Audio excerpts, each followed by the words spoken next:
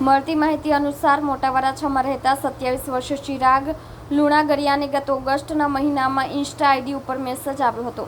સામેવાળી વ્યક્તિ સાથે વાત કરતા તેણે પોતાની યુટ્યુબ ચેનલને લાઇક કરવા ઉપર રોજના 150થી 1500ની આવક થઈ શકે એવું જણાવી લલચાવ્યો હતો. આ યુવકને લિંક મોકલી તેમાં અલગ અલગ ટાસ્ક તરીકે મોટી રકમ જમા કરાવવા ઉપર વધુ આવક થશે એમ જણાવી 23.72 લાખ જમા કરાવ્યા હતા. ગઠિયાઓએ 23.72 લાખ રૂપિયામાંથી 17,000 પ્રોફિટને આપ્યા હતા. બાકીના 23.54 લાખ વિડ્રોલ નહીં થઈ શકતા નવેમ્બર મહિનાના અંતના આ પ્રકરણમાં સાયબર ક્રાઇમે ગુનો નોંધ્યો હતો. AK રોડ રામનગરના આશિષ વશરામ ધામેલિયાના એકાઉન્ટમાં નાણાં જમા થયા હોય તેને સાયબર ક્રાઇમે દબોચ્યો હતો. આશિષે થોડા કમિશનની લાલચમાં એકાઉન્ટ સરથાણા જકાતનાકા સ્કાય નંદ હાઇટ્સના સાગર વલ્લભ તોગડિયાને આપ્યું હતું. એસીપી શ્વેતા ડેનિયલે જણાવ્યું હતું કે વર્ષ 2023માં સાયબર ક્રાઇમમાં નોંધાયેલી ફરિયાદમાં 23 લાખની રકમ સાયબર ગઠિયાઓ દ્વારા લૂંટવામાં આવી હતી. હાલ આ ગુનો આચરનારા 3 આરોપીની ધરપકડ કરવામાં આવી છે. મૂળ અરજદારને પાર્ટ ટાઈમ જોબ ઓફર કરીને 150 રૂપિયાથી લઈને 1500 રૂપિયા સુધીનું કમિશન એક દિવસમાં જુદા જુદા ટાસ્ક પૂરા કરીને કમાવાની લાલચ આપી આ ટાસ્ક તેને ટેલિગ્રામ મારફતે આપવામાં આવતા હતા, જેની અંદર શરૂઆતમાં તેને 150 રૂપિયા આપવામાં આવ્યા હતા. ત્યારબાદ જુદા જુદા ટાસ્ક માટે જુદી જુદી રકમ જમા કરાવવા કહ્યું. અમુક વિડીયો અને ચેનલ્સને સબસ્ક્રાઇબ અને લાઇક કરવાના ટાસ્ક અપાતા હતા અને ટાસ્કમાં એમની પાસેથી 23 લાખ રૂપિયા વસૂલવામાં આવ્યા. આ રકમ તેમને પરત આપવામાં ન આવતા અરજદારે ફરિયાદ નોંધાવી.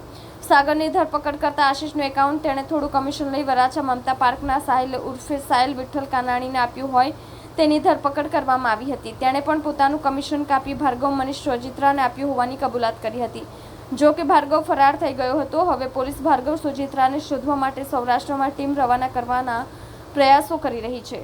પોલીસ કમિશનર સર સુરત શહેર, સંયુક્ત police commissioner sir crime Surat શહેર તથા નાયબ police commissioner sir crime branch Surat શહેરનાઓની સૂચના અનુસાર સાયબર ક્રાઇમ પોલીસ સ્ટેશનની અંદર નોંધાયેલા અણઉકેલા ગુનાઓ પર અને ઉકેલવા માટે વિશેષ સૂચના આપવામાં આવી હતી. જે અંતર્ગત ગત વર્ષ 2023માં સાયબર ક્રાઇમ પોલીસ સ્ટેશનમાં નોંધાયેલ 85 નંબરનો FIRનો ગુનો, જેમાં 23 લાખ જેટલી માતબર રકમનું ટાસ્ક ફ્રોડ કરવામાં આવેલ હતું, તેમાં કાર્યવાહી કરવામાં આવેલ તથા હાલ સદર ગુનાની અંદર ગુનો ડિટેક્ટ કરીને 3 આરોપીઓની ધરપકડ કરવામાં આવેલ છે. આ ગુનાની અંદર મૂળ અરજદારને તેમને પાર્ટ ટાઈમ જોબ કરવાની લાલચ આપીને 150 રૂપિયાથી લઈ 15,000 સુધીનું કમિશન એક દિવસમાં ટાસ્ક કરવાથી મેળવી શકાશે એવું જણાવી ટેલિગ્રામ મારફતે તેમને ટાસ્ક આપવામાં આવેલ હતું.